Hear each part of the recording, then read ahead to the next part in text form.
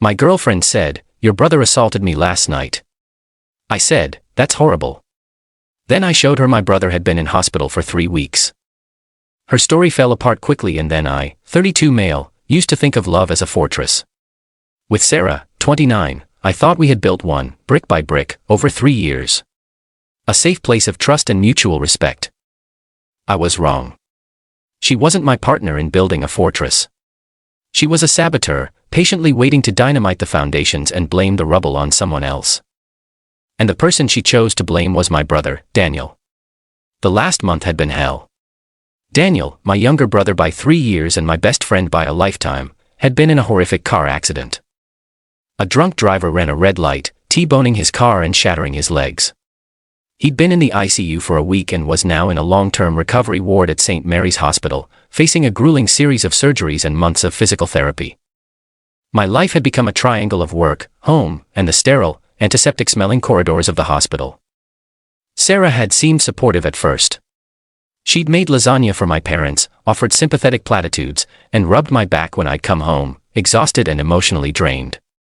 But lately, a subtle chill had entered our apartment. Her sympathy felt performative. Her sighs of frustration were frequent. "I just miss you, Leo," she'd say. "It feels like this family emergency has taken over our entire life." I foolishly thought it was just the strain of the situation getting to her. Last night, it all came to a head. I came home late from the hospital. Daniel had had a rough day, and I'd stayed with him until he finally fell asleep. I found Sarah sitting in the dark, a single lamp illuminating the tear tracks on her face. Her body was coiled tight, radiating a trauma that felt chillingly real. My heart sank. "Sarah, what's wrong? What happened?" I asked, rushing to her side. She flinched when I tried to touch her, pulling away as if burned. Her voice, when she finally spoke, was a ragged, broken whisper. It was Daniel. I froze. "Daniel? What about Daniel?" "He came here," she sobbed, wrapping her arms around herself.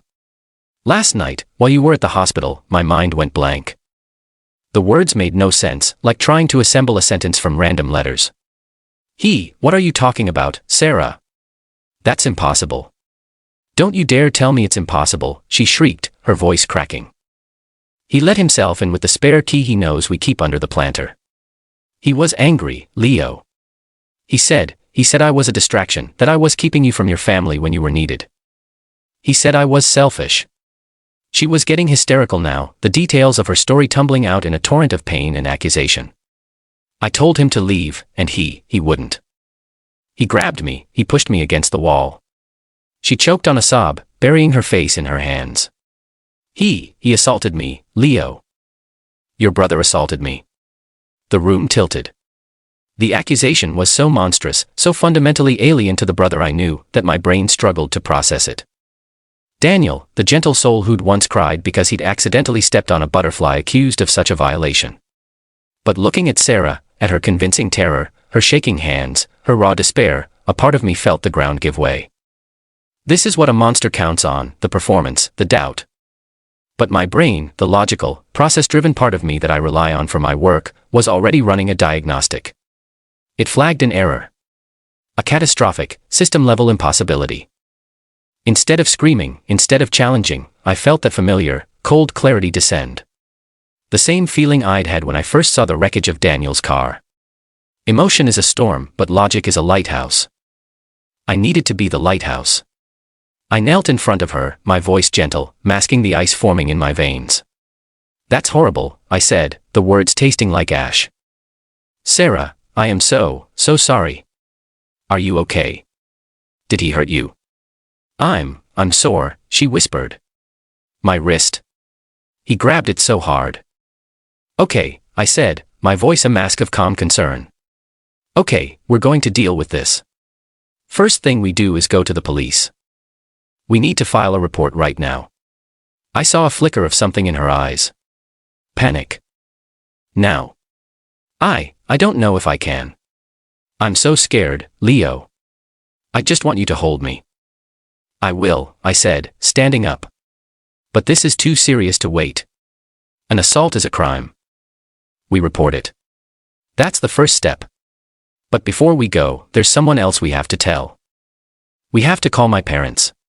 Your parents? She asked, her voice suddenly small. Why? Because if my brother did what you said he did, they need to hear it from us. They need to know who their son really is. I pulled out my phone. This was the moment, the point of no return. I was giving her one last chance to abandon this insane, destructive lie. She didn't take it. She just nodded mutely, a cornered animal, believing it had one last trick to play. My parents, thankfully, answered on the first ring. I put the phone on speaker. Mom, Dad, I said, my voice heavy. I have Sarah here with me. Something terrible has happened and you need to hear it from her. My mother's worried voice filled the room. Sarah, dear, are you all right? With a choked sob, Sarah launched into her story again. It was even more detailed this time, more polished. She described Daniel's clothes, the smell of alcohol on his breath, the exact words of contempt he'd spat at her. She was a masterful storyteller. I listened, my heart turning to stone. I was witnessing the premeditated murder of my brother's character and she was wielding the knife with practiced skill. When she finished, there was a stunned, horrified silence from the phone. My mother was audibly weeping. My father, a man of few words, just kept repeating, no, not our Danny, no. I'm so sorry, Mom and Dad, I said, letting the gravity of the moment settle over the room. I know this is hard to believe. It's monstrous, unforgivable. I paused, then turned my gaze directly to Sarah, who was watching me with a look of tragic, vindicated expectation. And it would be, I continued, my voice losing its gentle edge, if any of it were true. Sarah's face went slack. What? What are you talking about, Leo? There's just one single, massive problem with your story, Sarah, I said, my voice now hard as steel. My brother, Daniel, has been in St. Mary's Hospital for the past 22 days. He hasn't left his room, let alone his bed, for 3 weeks. I held up my own phone, which I'd been readying while she spoke.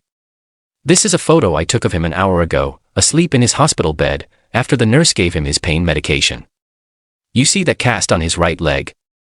That's holding a shattered tibia and fibula together with pins. You see the traction on his left leg? That's for his fractured femur. He has had 2 major surgeries. He physically cannot stand or put any weight on his feet. He can't even get to the bathroom on his own, Sarah, let alone drive across town, break into our apartment, and assault you.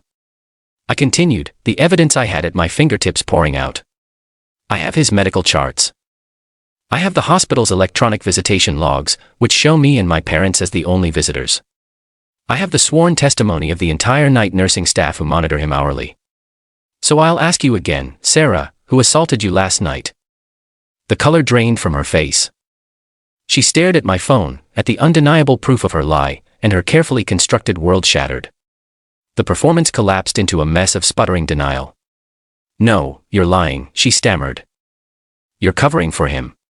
It was him. Maybe he snuck out. Snuck out? I asked with a humorless laugh. A man who can't walk. Are you hearing yourself? My father's voice boomed from the speakerphone, no longer sad, but filled with a righteous, terrifying rage. You vile, evil girl. You would lie about this.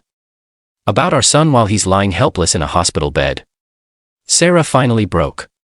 But it wasn't the break of remorse. It was the break of a captured animal. She looked at me, her eyes filled not with guilt, but with pure, undiluted hatred. You were choosing him over me, she screamed. You spent all your time there. You forgot about me. I just wanted you to see. I wanted you to choose me. The confession, twisted and narcissistic as it was, hung in the air. She hadn't done this for money or any other tangible gain. She had done this out of pure, pathological jealousy. She was willing to destroy an innocent, injured man's life just to make herself the center of my attention. I felt nothing but a cold, empty void where my love for her used to be. It's over, Sarah, I said, my voice flat. Pack a bag. I want you out of my apartment and out of my life. Now. She stared at me, realizing she had lost everything. Her story hadn't just fallen apart, it had exploded, and she was standing alone at the epicenter of the blast. Update 1. The hours after her confession were a blur of cold, methodical action. She packed a bag, alternating between venomous hisses about how I was the cruel one and pathetic sobs for a second chance. I ignored it all, standing by the door like a sentinel until she was gone. The moment the door clicked shut, I deadbolted and called a 24-hour locksmith. But my family and I knew this couldn't be the end. A lie this monstrous, this potentially life-ruining, couldn't just be swept under the rug. My father, livid and protective, insisted we go on the offensive. The next morning, my parents and I sat down with a lawyer. We laid out the entire story, supported by my evidence, the time-stamped photo of Daniel, my call logs from the hospital, and a written statement from Daniel's primary care nurse about his condition and immobility. The lawyer was blunt. Sarah hadn't just told a lie. She had made a specific criminal accusation. What she had done was defamation, and if she took it any further, it would be filing a false police report, a serious crime. He advised us to send her a formal cease and desist letter, warning her against repeating the accusation to anyone and to be prepared for her to escalate. He was right. Sarah didn't just crawl away in shame. She doubled down. She couldn't maintain the lie that it was Daniel, so she mutated it. She began texting our mutual friends, spinning a new, insidious narrative. Sarah's text to a friend, "OMG, you won't believe what happened. Leo threw me out, I told him his brother assaulted me, and he and his family are trying to cover it up, using some fake hospital alibi. I'm so terrified. I don't know who the guy was, but he looked just like Daniel, and Leo is protecting him." She was trying to salvage her victim status, painting me as a monster siding with an attacker against her. The smear campaign had begun. My phone started buzzing with texts from confused friends. "Dude, what is going on with Sarah? Heard you kicked her out, is she okay?" I spent a whole day responding with a calm, concise version of the truth. Sarah made a false and malicious accusation of assault against my brother, who has been hospitalized and unable to walk for 3 weeks. The relationship is over. I'd appreciate you respecting my privacy on this. Some friends were immediately supportive. Others were hesitant, trapped by the insidious, believe the woman mantra, which Sarah was now weaponizing with surgical precision. I lost a few of them, people who couldn't reconcile the Sarah they knew with the monster she had revealed herself to be. It hurt, but it was a necessary cauterization of the wound she had left in my life. Then came the call I was dreading. Her parents. I expected them to be apologetic, horrified by their daughter's actions. I was naive. Her mother called, and her voice was pure venom. "I don't know what you did to my daughter," she began, without any preamble, "but to have her this distraught is unforgivable. She is a wreck. You and your family with all your money and your fancy lawyers ganging up on her. She told us you're covering up for whoever attacked her." I was dumbfounded. "Are you serious?" I asked. Your daughter admitted she lied. She confessed that she made up the entire story about my injured brother because she was jealous. She needs serious psychological help, not enablers. She was under duress." Her father yelled, grabbing the phone. "You coerced her. We'll see you in court." They hung up. It was then I knew this was going to get much, much worse. They weren't just defending her. They were funding the next wave of her attack. Update 2. A week later, I was served with papers. Sarah, backed by her parents, had not only filed a police report, but had also filed for a temporary restraining order against me, claiming I had threatened her and she was in fear for her life. The police report cleverly omitted Daniel's name, now describing an unidentified assailant who bore a striking resemblance to Daniel Thorne, and alleging that I was obstructing justice by refusing to help her identify him from Daniel's circle of friends. It was a masterstroke of malicious fiction. She was trying to legally compel me into participating in her fantasy, painting me as a co-conspirator in a cover-up. The restraining order was pure harassment, a tool to disrupt my life and paint me as the aggressor. My lawyer was prepared. We appeared in court for the restraining order hearing. Sarah took the stand, giving an Oscar-worthy performance of a terrified victim. She spoke of my sudden rage, my cold eyes, and how my family's immediate and unified denial made her fear they would do anything to silence her. Then it was my turn. My lawyer didn't just refute her claims. He systematically dismantled her credibility. He presented Daniel's complete ironclad medical alibi. He presented the text messages where she was trying to spread the new, mutated version of her story to our friends. He then called a surprise witness, a former friend of Sarah's from college, a woman who had reached out to me after hearing what was happening. On the stand, this woman recounted a story from 6 years prior, where Sarah, after being dumped by a boyfriend, had falsely accused him of slashing her tires to get him in trouble with the police. The charge was eventually dropped, but the damage was done. It established a clear and damning pattern of vindictive, manipulative behavior. The judge, a stern woman who had seen it all, looked at Sarah with unconcealed disgust. She didn't just deny the restraining order. She took the extraordinary step of lecturing Sarah from the bench about the gravity of her actions and the damage false accusations do to real victims. The case was dismissed with prejudice. The police investigation into the assault concluded just as quickly. After reviewing Daniel's alibi, they closed the case. But they opened a new one. A criminal investigation into Sarah for filing a false police report. The district attorney's office, armed with the evidence from the restraining order hearing and my full cooperation, decided to press charges. The war Sarah had started had now turned on her completely. Final update: the past year has been a long road, but it's finally over. The wheels of justice turn slowly, but they grind exceedingly fine. The criminal case against Sarah concluded 2 months ago. Faced with the irrefutable evidence and the testimony of her former friend, she had no choice but to take a plea deal.